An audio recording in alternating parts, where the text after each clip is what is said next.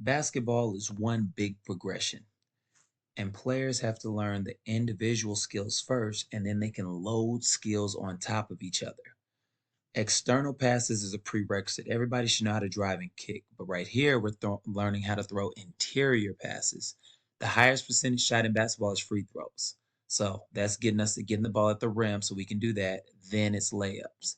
Now you're watching us do split stances, just individual drills so your body instinctively does the right thing in a live situation. Now we can load these drills on top of each other to make for a bigger drill. So it doesn't matter what age you are, even if you're a level one player. After we've done multiple leagues, your body will instinctively split stance, get in the lane, throw an interior pass for an easy shot. And we have multiple players being able to do that. Here, this is a bit more skillful. We drive, we throw a clock pass at 5 o'clock for an easy bucket. Now we're working on reading and how to run the space. You only have the ball 5% of the time in the game. You have to know what to do when you don't have it. So here on the give and go, you're supposed to pass and cut. Now we do it so you can see how you're going to do it against the defense. If the defense is playing too high, easy backdoor cut. Now we bring them to a live game. And what happens is the reps that he's seeing so often of a guy overplaying, now he knows to cut the space. And then he has a player that's a willing passer. It gives us a great opportunity at the rim. When we get here, it's the same thing. We throw an interior pass. Because they've made so many, they're able to give themselves another opportunity at the rim. Then we teach players the laws of basketball. The best place to be in a zone is behind it. So the player that's behind or furthest from the ball cuts to space and then makes another play. Once these things become habits, you're going to instinctively do things without the ball in the game, which puts pressure on the defense. We cut to space. And so we run an offense called Flash, which again is going to teach us the best place to be in a zone is behind it.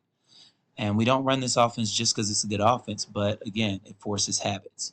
So we might throw it, we look to shoot, high, low, then opposite. If you do that in the game, you're going to get a lot of great opportunities.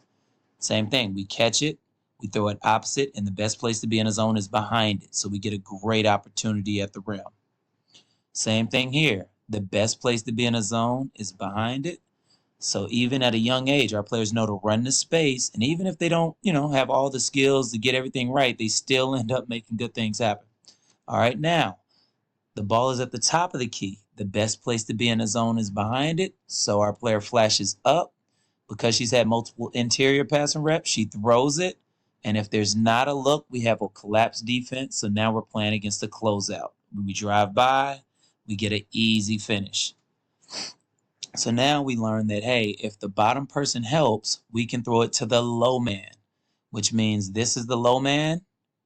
If they help up, he'll be open for a shot if he's open or a layup. So we notice there's the low man because the bottom had helped up. If she doesn't have time to shoot it, we have a cutter cutting right through the middle. But she does have time to shoot it, so we take the easy shot. Same thing here. Low man helps up, so we throw it where she came from. Easy bucket. And even at the older level where there's less zone being played and more man, the laws still apply. The player here is furthest from the ball, and because he sees space and everybody's looking at the ball and not him, he cuts to it for an easy layup. Now we're working on interior passes with the reverse layup. A lot of times when you cut against certain defenses, the only thing that's open is the reverse. But now we said if the reverse isn't open, this player is going to float to the corner for an easy pass and shot. Here, we're using our imagination like we're playing against a closeout, then we get a shot. So now, let's look at the progression from all the things that they've learned, and we put them in the games. So now we cut to space behind the zone. We have another player that's behind the zone, so he cuts to space. Then another player cuts to space, and there's the drill. We have a reverse layup opportunity. It's not there, so we get an open shot. Here's a dad that understands it's not really about the outcomes, but it's more about if we're executing the taught skills. We cut to space. We cut to space. Now, the only difference is this player should be floating to the corner. Nothing wrong with getting it wrong. We just have to learn as we go. So parents and players, trust the process and understand what progressions mean. What we want to do is take you from skill training and star players league sessions to real live game sessions and see if we can implement taught skills. See you all in the next league.